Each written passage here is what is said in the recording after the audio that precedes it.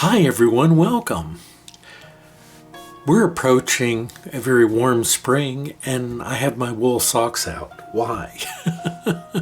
Well, actually I'm packing things away for the year, and these are some bison wool socks that I have that were made by a local artisan from the same people I get my bison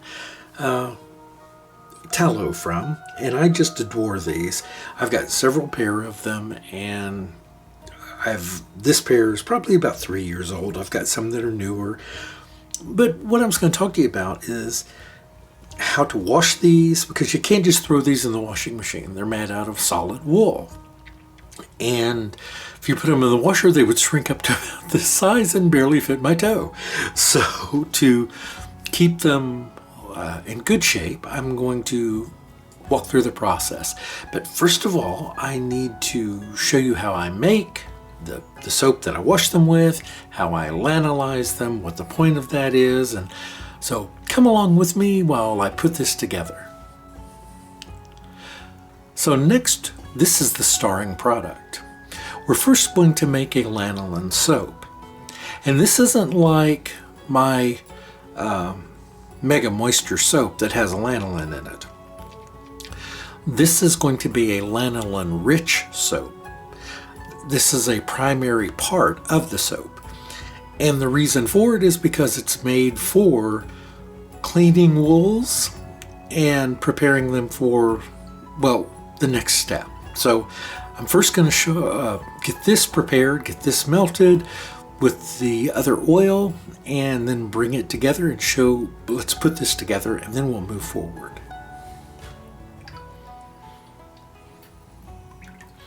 So I'm just slowly melting the lanolin in my oils, and I'm keeping this very, very simple. Very simple indeed. The oils that I'm using here is just a little bit of coconut oil and sunflower oil.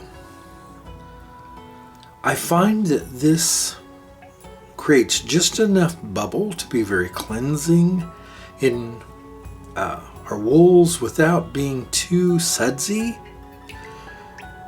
but just sudsy enough. And while being cleansing, being very gentle, as the lanolin is not just gentle on us, but keep in mind it comes from sheep, which is where wool comes from. Now this is a different type of wool. It really doesn't matter for this purpose because all animals make their own type of oils, their natural protective qualities. It's how they're able to live outside in their coats and survive just tremendously bad weather. And we're not able to without a lot of jackets and coats or blankets or tents or homes. We need protection, and this lanolin works as a protective barrier for different types of woolens, not just sheep wool. And we're almost melted here. Oh, and by the way, this is a perfectly great soap for other things as well. If you have someone that has really dry, cracked hands, I think this would be a good soap to use before moisturizing. And there we have it. Isn't that beautiful and golden? I think it's just beautiful.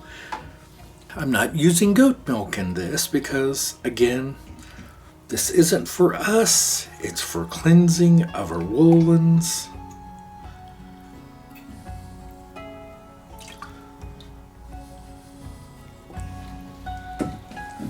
And now I'm going to bring this together before we put it in our molds.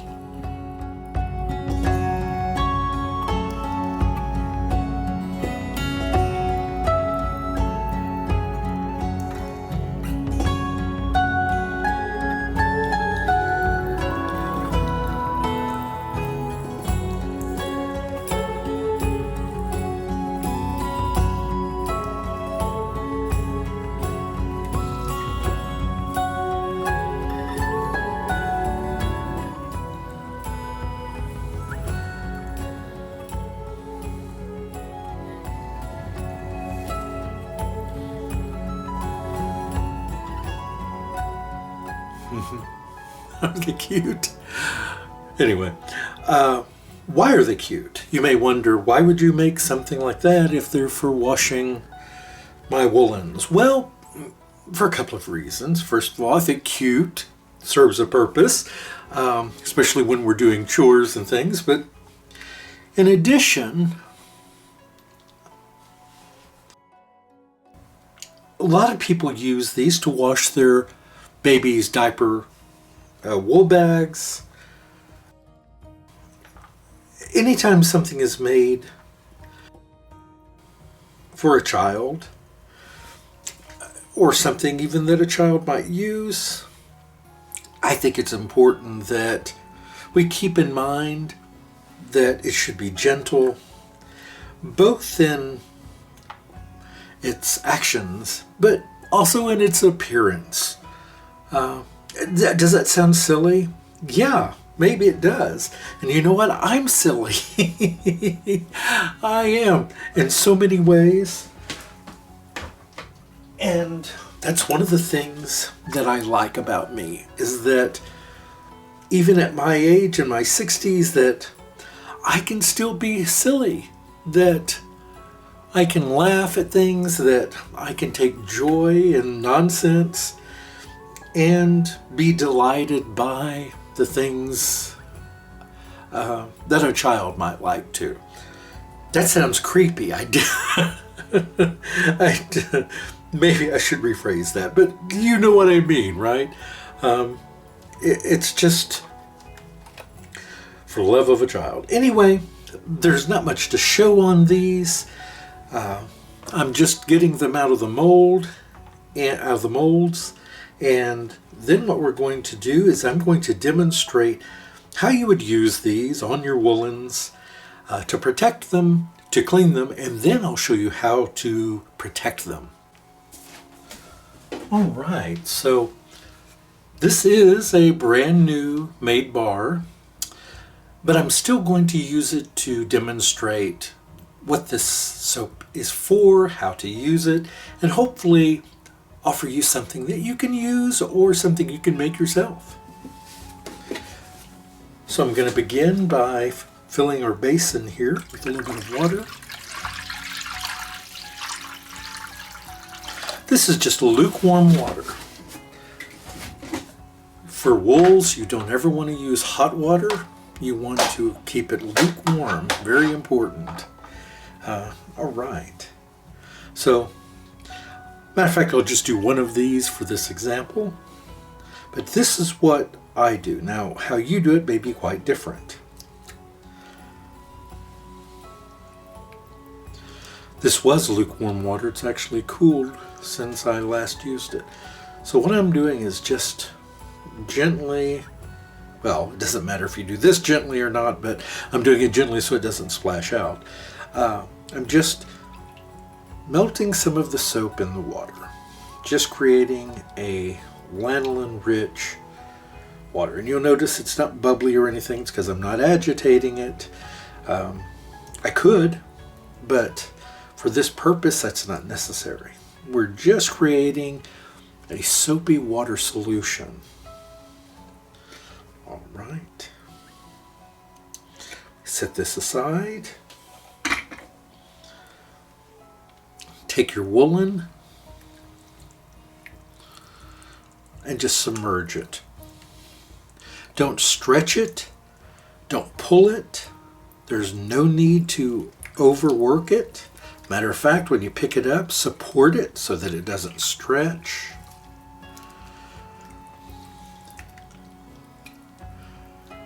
And what we're doing here is we're just gently cleaning them.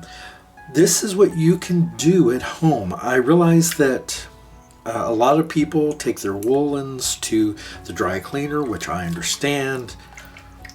Now, because of the long hair strands here, sometimes little bits of dirt and things may get in there, and I just remove those when I'm washing these socks.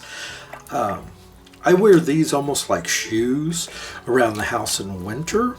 They keep my feet perfectly warm. But it's now, the weather is warming, it's time to put them away for the year. So I'm just giving them a cleaning. And this is how I clean them. These, I will be honest with you, I washed previously today, yesterday, before I started making the soap. That's what gave me the impetus to go ahead and remake it, actually. So these aren't going to be that dirty, but this is all there is to it. Again, press, press. Do not stretch the fabric. Okay, you can do this with cashmere. You can do this with lots of different wools, natural. You can use this on anything because, yes, it's lanolin, but this isn't a soap formula, so it's not going to be. It's not going to leave behind anything more than what the soap, than what the product will accept. What do I mean by that? Well, wool has its own pores, and by using warmer water, not hot water, warmer water, and doing what we're doing here, we're opening up the pores, sort of the plates in those individual fibers, and the lanolin will remain behind a little bit. But I'm going to show you how we actually properly lanolize these fabrics. All right, so I now have some warm water and some lanolin.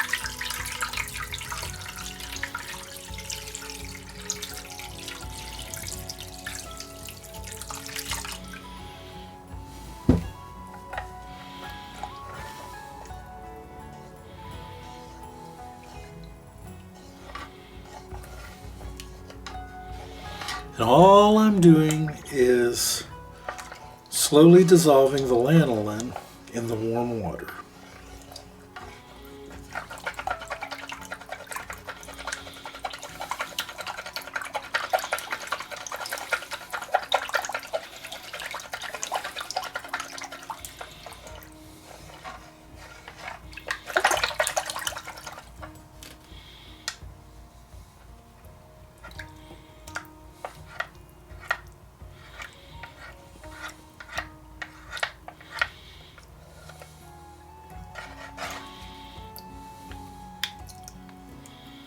I'm just trying to break it up a little bit so it'll dissolve a little faster.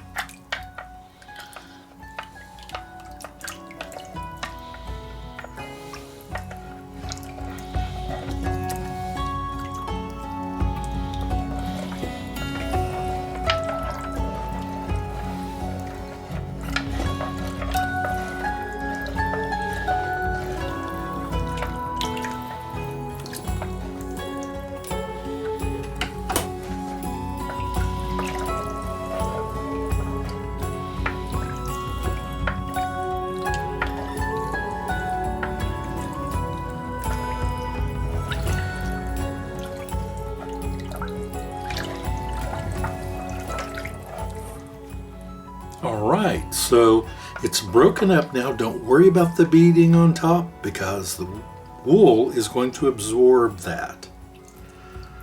It's exactly what we want.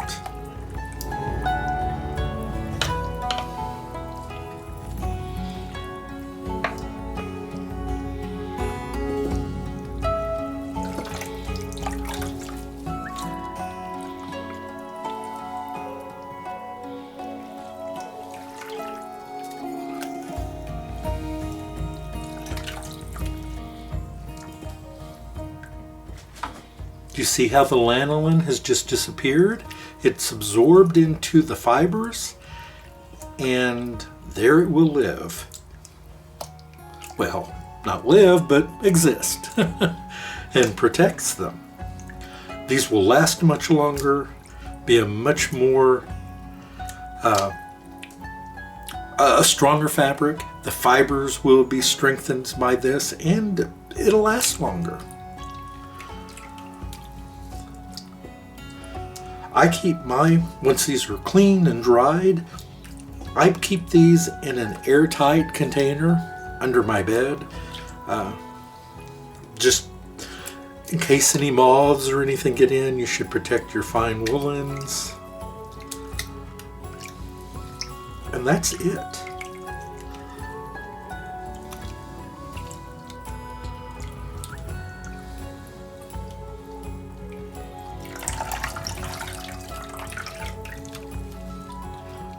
Now I will leave this in here for about 15 minutes, and then I come back, I wring them out, and don't wring it out. Do not wring it out. Forget what I just said. I leave them in here about 15 minutes and press out all the water, and they're ready to store, to dry and then store away.